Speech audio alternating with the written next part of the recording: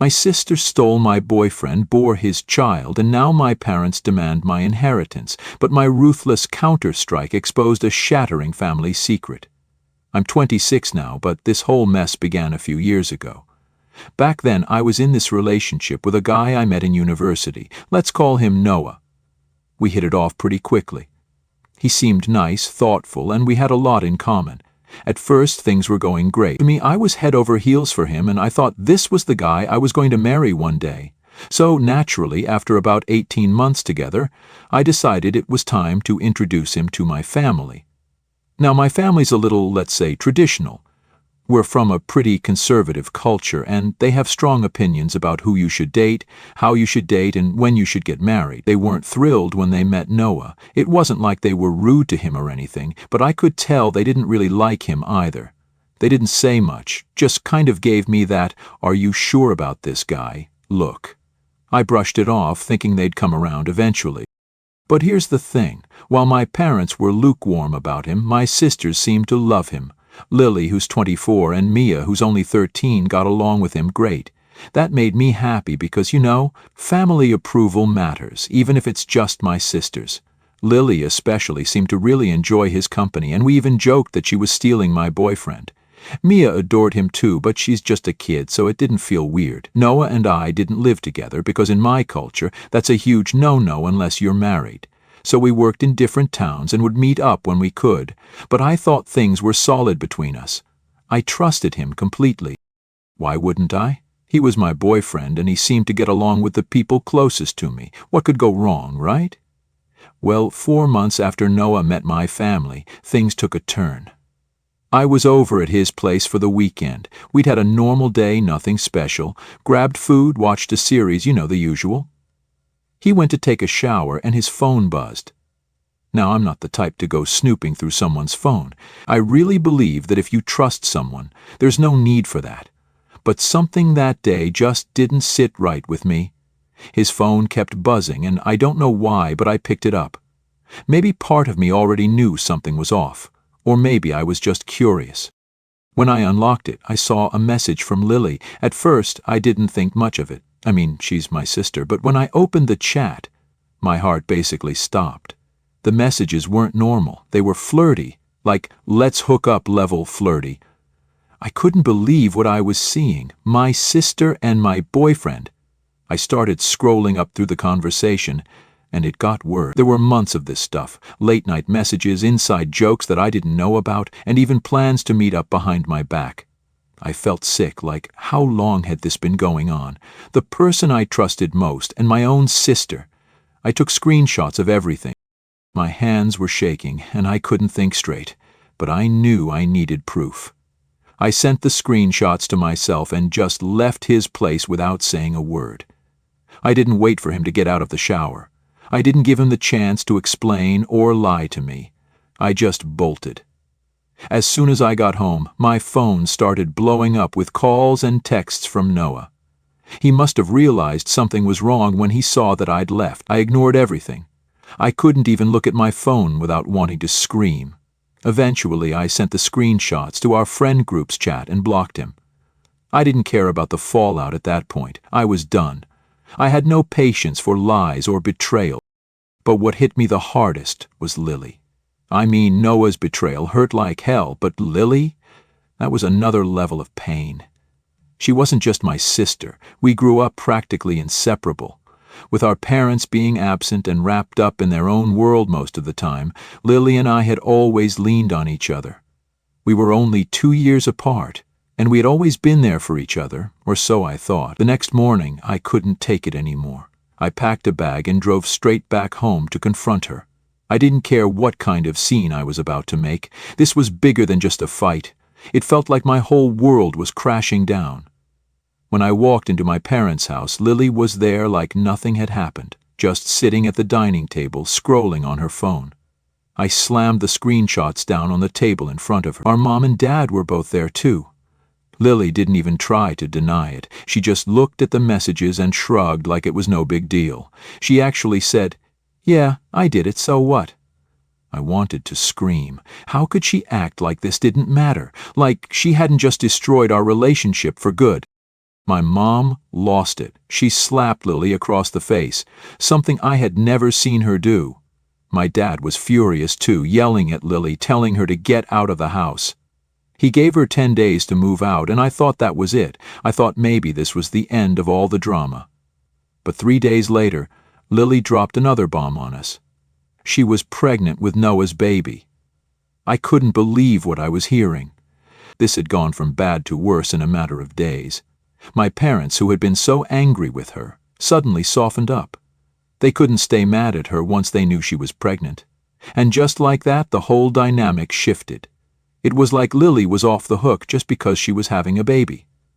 My parents started talking about how they couldn't abandon her now, how they had to support her no matter what she did. That's when I snapped. I told them all exactly what I thought, how they were enabling her, how this was all messed up.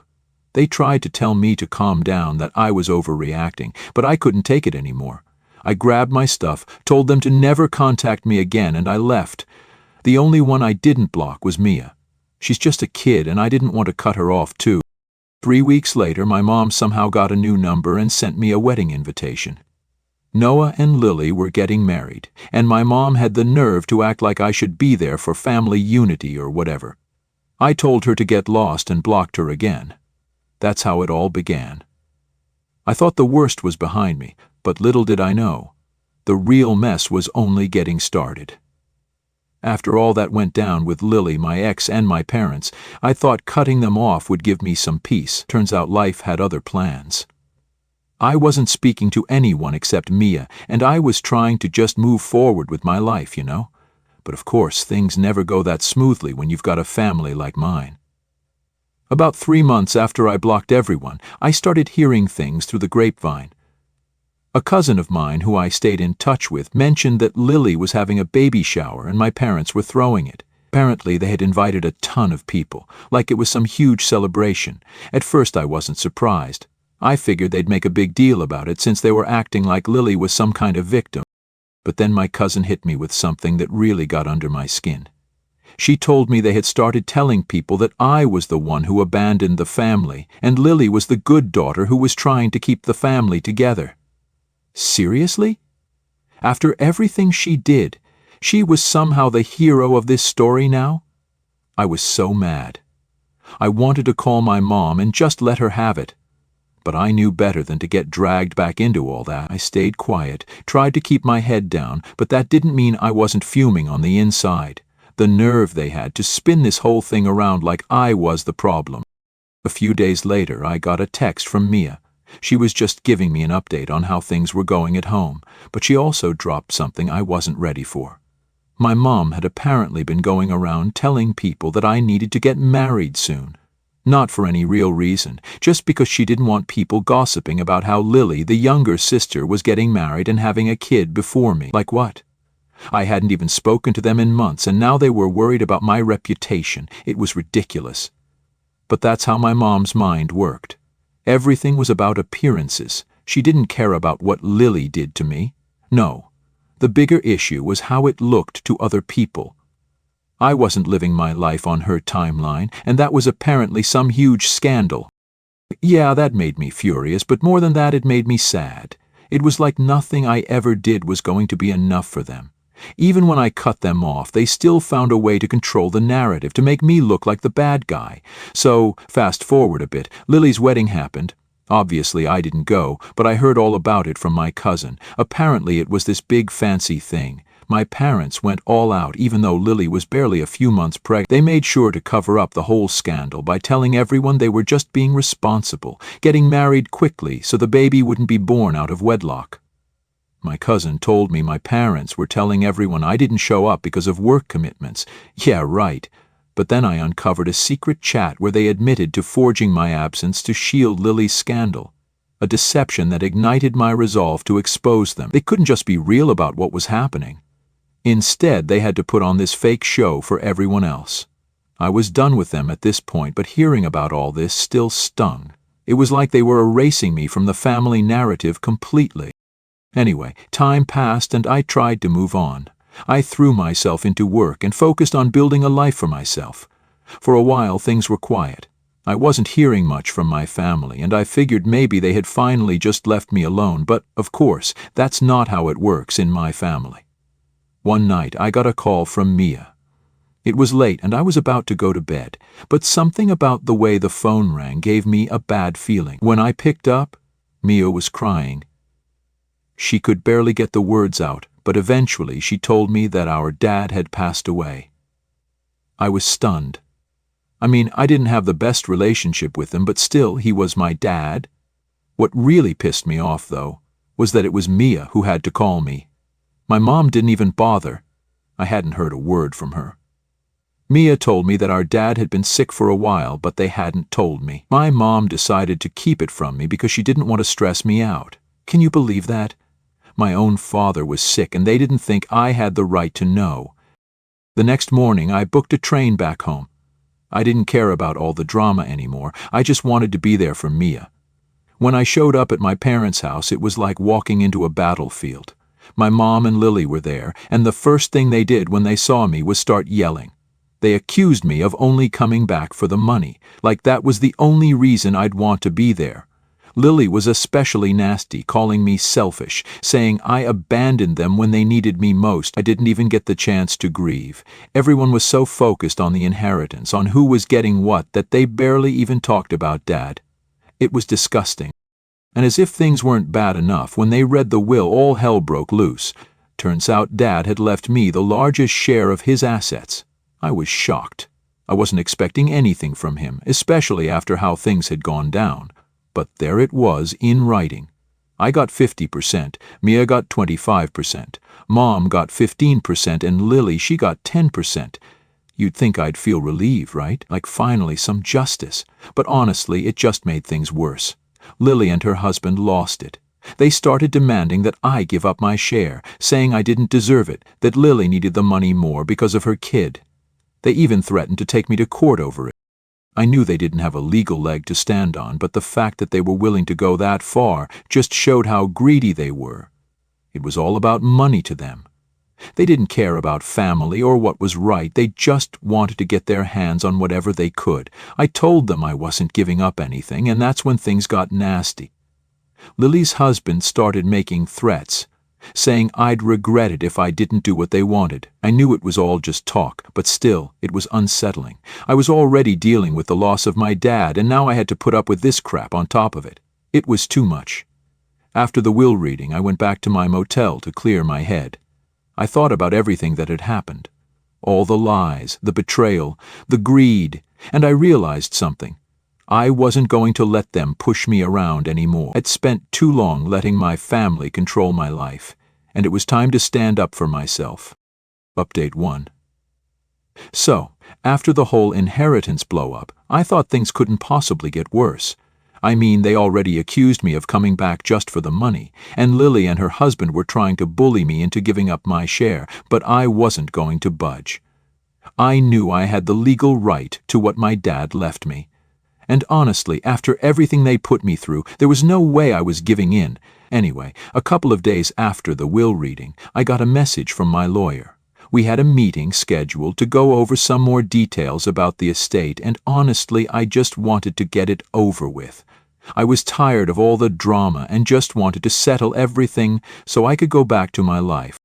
But when I got to the lawyer's office, he hit me with something I wasn't expecting. Turns out my dad had written me a letter before he passed away, but the lawyer handed it to me and said that my dad had asked him to give it to me when the time was right. I sat there for a minute just staring at the envelope, not sure if I even wanted to open it. I had so many mixed feelings about my dad, like, yeah, he left me the largest share in the will, but he also never really stood up for me when all the crap with Lily went down. I was angry with him, but at the same time I missed him. It's hard to explain. So I finally opened the letter. It wasn't long, just a couple of paragraphs, but what he said kind of hit me. He apologized for not being there for me when I needed him. He said he knew he should have done more, but he felt trapped by the situation with my mom and Lily. He admitted he had regrets, especially about how things ended between us. Reading that, I didn't know whether to cry or be angry. Part of me felt a little bit of closure, but another part of me was just pissed that he didn't say any of this while he was alive. After reading the letter, the lawyer and I went over a few more things about the estate, but my mind was elsewhere. I couldn't stop thinking about how different things might have been if my dad had just spoken up sooner. If he had stood up for me instead of staying silent, maybe we wouldn't be in this mess right now. But it was too late for all that, and there was nothing I could do to change the past. On my way back to the motel, I got a call from Mia. She was really upset because apparently Lily had been saying some pretty nasty things about me around town. She was telling people that I was trying to steal the inheritance and that I was turning the family against her. I wasn't surprised. Honestly, Lily always knew how to play the victim and make herself look like the innocent one. But it still hurt to hear that she was spreading lies about me. When I got back to the motel, I decided to take a break from all the drama and spend some time with Mia. I picked her up and we went out for dinner. We talked about everything that had been happening, and I tried to reassure her that none of this was her fault. She was just caught in the middle of all this, and I hated that she had to deal with it. But the next day, things took another turn for the worse. I woke up to a bunch of missed calls and texts from unknown numbers. At first, I thought it was just spam, but then I started reading the messages. They were all threatening, calling me names and accusing me of trying to tear the family apart. Someone even said they were going to make me pay if I didn't back down. I had no idea who was behind it, but I had a feeling Lily's husband was involved. He had already threatened me once, and I wouldn't put it past him to try something like this. I forwarded everything to my lawyer just in case things escalated, but honestly, it was starting to get really scary. It's one thing to deal with family drama, but when people start making threats, it's a whole other level. Later that afternoon, I went to my car only to find that someone had slashed my tires, all 4 of them. I was completely freaked out at this point. I mean, who does that? I knew Lily and her husband were angry, but this felt way too extreme. It was like they were willing to go to any lengths to get what they wanted. I called the police and filed a report, but I didn't have much hope that they'd catch whoever did it still. I wasn't going to let them intimidate me. I was already dealing with enough, and the last thing I needed was to be scared every time I walked out the door. I talked to the motel staff, and they beefed up security around the property, so that made me feel a little better. But it was clear this wasn't going to end anytime soon. A few days later, we had another meeting with the lawyer to finalize some things with the estate. Lily and her husband were there, and the tension in the room was thick. They barely said a word to me, but the glares they were giving me said enough. At the end of the meeting, Lily's husband pulled me aside and told me I was making a huge mistake by not giving up my share. He said I'd regret it and that this wasn't over. I didn't even bother responding. I just walked away. I wasn't going to let him scare me into doing something I didn't want to do. But deep down, I knew this wasn't the end of it. Lily and her husband weren't going to stop until they got what they wanted, and I had to be prepared for whatever came next. That night, I sat down and thought about everything that had happened since my dad passed. The lies, the threats, the vandalism. It was all so exhausting. I just wanted it to be over. I wanted to move on with my life and leave all this behind. But I knew that wasn't going to happen as long as Lily and her husband were around. Still, I wasn't going to give up. I'd been through too much to let them push me around now. They could make all the threats they wanted, but I wasn't backing down. This was my life, my inheritance, and I was going to fight for what was mine. And if they thought they could scare me into submission, they were in for a rude awakening. Update 2. Things didn't calm down after that last meeting with the lawyer. If anything, they got worse. Lily and her husband were getting more and more desperate. And honestly, it was starting to feel like I was in the middle of some bad movie. The threats kept coming. The nasty texts from random numbers didn't stop, and I was just mentally drained. One night, about 10 days after the tire slashing incident, I was heading back to the motel after dinner with Mia. She had been staying over with me for a few days, which was honestly a relief. It was nice to have someone on my side in all this mess. We were walking through the lobby when I noticed this guy just standing there watching us. At first, I thought maybe he was just some random person waiting for someone, but when we passed by, he followed us. I tried not to freak out, but the whole situation had me on edge already. We got into the elevator, and as soon as the doors closed, I looked at Mia. "Did you see that guy?" I asked. She nodded, looking just as nervous as I felt. "Yeah, He was staring at us. We got to our room and I immediately called the front desk to report the guy. They said they'd check the cameras and send someone up to patrol the floor, but still, it didn't make me feel much better.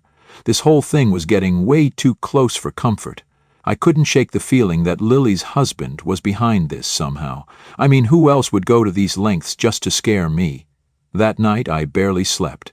Every little noise had me jumping out of bed, convinced someone was trying to break in or worse.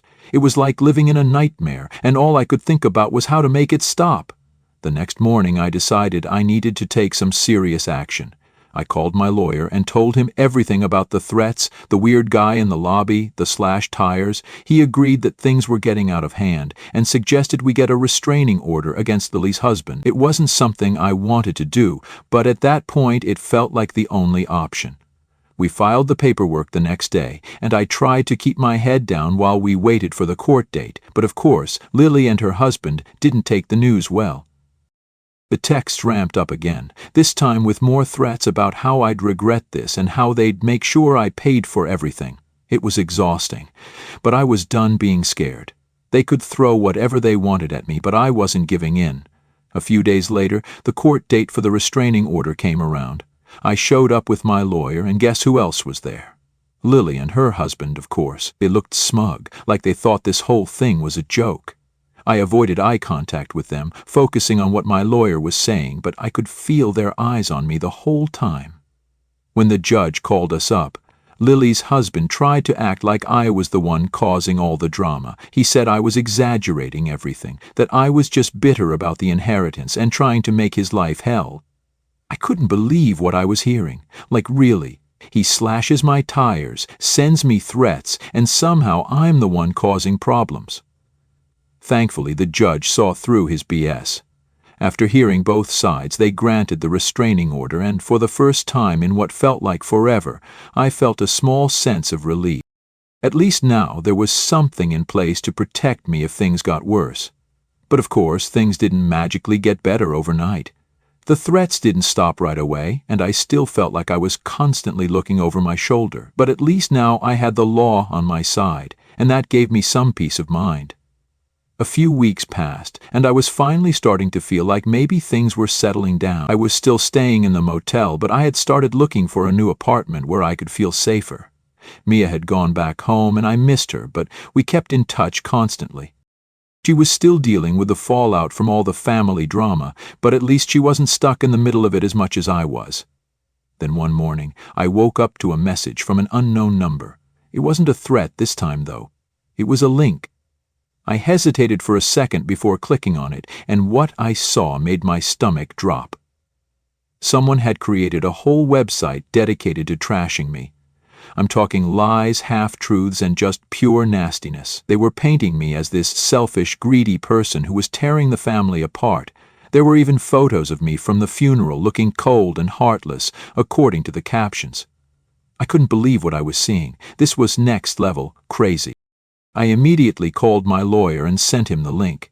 He told me to screenshot everything, which I did, and then we started the process of getting the website taken down. It was just another reminder that Lily and her husband weren't going to stop until they got what they wanted, but at this point I was so tired I didn't even care what they threw at me anymore. I just wanted it to be over. That night I talked to Mia again. She was upset about the website and wanted to help, but there wasn't much she could do. I didn't want her getting caught up in all this any more than she already was. We talked for a while, and she told me about how Lily had been acting like nothing was wrong, like she hadn't caused any of this. Typical Lily, always playing the victim. I went to bed that night feeling drained, but at least I had a plan in place. The website would get taken down, the restraining order was in effect, and I had people on my side. I wasn't alone in this, even though it felt like it sometimes. The next day, I woke up to an email from my lawyer saying the website had been taken down. Finally, some good news. It felt like a small victory in this endless battle, but I'd take what I could get. I knew Lily and her husband weren't going to give up easily, but at least now I had some control over the situation. As I sat in my motel room that morning, sipping on my coffee and trying to wrap my head around everything that had happened, I realized something. I wasn't scared anymore. I was angry, yes, but the fear that had been hanging over me for weeks had started to fade. I wasn't going to let them control my life anymore. They could try all they wanted to drag me down, but I wasn't backing down, not now, not ever. Update 3. So here we are at the final stretch, and I thought maybe things were going to finally settle down after the court win, but no, my family drama had other plans. I mean, I knew Lily and her husband weren't going to back off that easily, but even I couldn't have guessed how far they'd take it this time. It started about 3 weeks after the court hearing. I was starting to feel a little more relaxed, like I could finally breathe again without constantly looking over my shoulder. I was even thinking about moving out of the motel and into an apartment, something more permanent, but then something weird happened. One morning I got a package delivered to my motel. It didn't have a return address, which should have been my first clue that something was off. I opened it up, and inside was this old beat-up journal. At first I thought it was just junk, maybe some random person sent the wrong package or something, but then I opened it up, and that's when things got creepy. The entire journal was filled with handwritten notes about me. I'm talking pages and pages of scribbled messages, all about my life, my family, and even things about my dad's will. Some of the notes were dates and times of where I'd been, who I'd been with, even places I'd gone with Mia. Someone had been keeping tabs on me, and it was all laid out right there in front of me. I felt a chill go down my spine. Who would send me this? Was it some sort of twisted intimidation tactic from Lily's husband?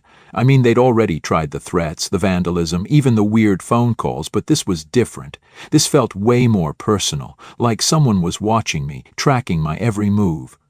I called my lawyer immediately and sent him photos of the journal. He was just as freaked out as I was and told me to report it to the police, which I did. They took the journal as evidence, but I wasn't holding my breath for anything to come of it. The police had their hands full with a million other things, and honestly, I didn't think they'd figure out who was behind this anytime soon. After that, I tried to keep a low profile, staying in my motel room most of the time and only going out when I absolutely had to. Mia was still calling me regularly, and she was worried too. She had no idea who could be behind the journal either, but she suspected Lily's husband, just like I did. Then, one evening, as I was heading back to my room after grabbing some food, I noticed something out of the corner of my eye. That same guy from the motel lobby weeks ago, the one who had been watching Mia and me, was back. He was standing near the elevators pretending to scroll through his phone, but he was definitely keeping an eye on me. I felt my heart start to race, but I played it cool. I walked right past him, pretending like I didn't notice anything, but I could feel his eyes on me the whole time.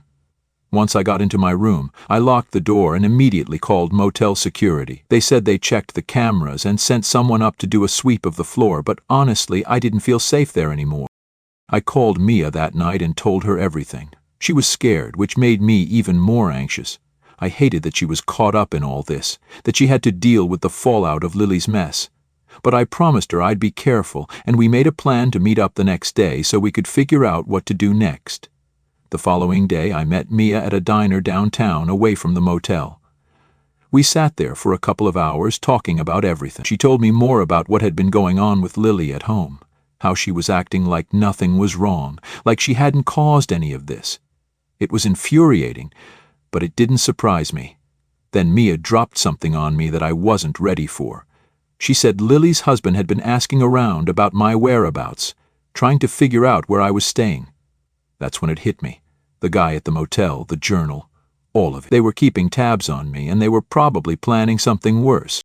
I knew I couldn't stay at the motel anymore. It wasn't safe, and if Lily's husband had people watching me, it was only a matter of time before things escalated. So that night, I packed up my things and checked out of the motel. I didn't tell anyone where I was going, not even Mia, just in case. I booked a room at a different motel on the other side of town, hoping that would throw them off for a while. The next couple of days were quiet. I didn't hear anything from Lily or her husband, and the weird texts and calls seemed to have stopped. But I wasn't letting my guard down. I knew better than that by now. Then, out of nowhere, I got a call from my lawyer. He had some news that caught me completely off guard. Lily's husband had been arrested. Apparently, he'd been caught trying to break into my old motel room. I didn't know what he was planning to do, but whatever it was, he got busted before he could follow through. I felt a mix of relief and anger. Relief that he was finally out of the picture, but anger that it had come to this. I mean, what kind of person goes that far just for some inheritance money? It was insane. The police told me they were investigating and I'd probably have to go to court again to testify, but at least now I knew I was safe, at least for the time being. After that, things finally started to calm down. The police kept me updated on the case, and my lawyer was confident that Lily's husband wouldn't be able to pull anything like this again, not with the charges he was facing. I moved into a new apartment a few weeks later, somewhere Lily and her husband didn't know about. I kept in touch with Mia, of course, but I made sure she didn't tell anyone where I was living. I wasn't taking any chances. It's been a few months now, and while I'd like to say everything is back to normal, I don't think it ever will be. There's a part of me that's reclaimed my strength, but the wounds of betrayal still ache, a constant whisper to trust cautiously.